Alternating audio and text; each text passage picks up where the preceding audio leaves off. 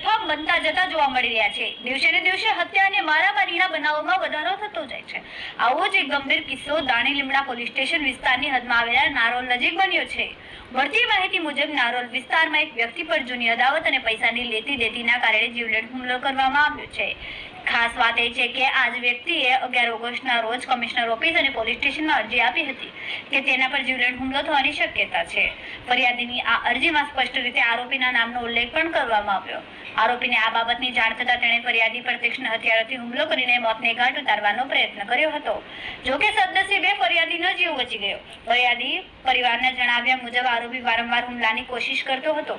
અંદાજે 2 વર્ષ પહેલા પણ ફરિયાદીના ઘરે ઘૂસીને હુમલો કર્યો હતો અને તેની કારમાં તોડફોડ કરી હતી।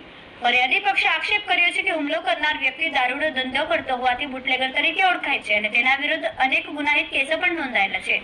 ફરિયાદી દ્વારા પોલીસને આરોપીની મિલકતોની પણ તપાસ કરવાની માંગ કરવામાં આવી છે। આ સમગ્ર મામલે દાણી લીમડા પોલીસે ફરિયાદ નોંધીને આરોપીની ધરપકડ કરવા માટે તલસ્પર્શી તપાસ શરૂ કરી છે।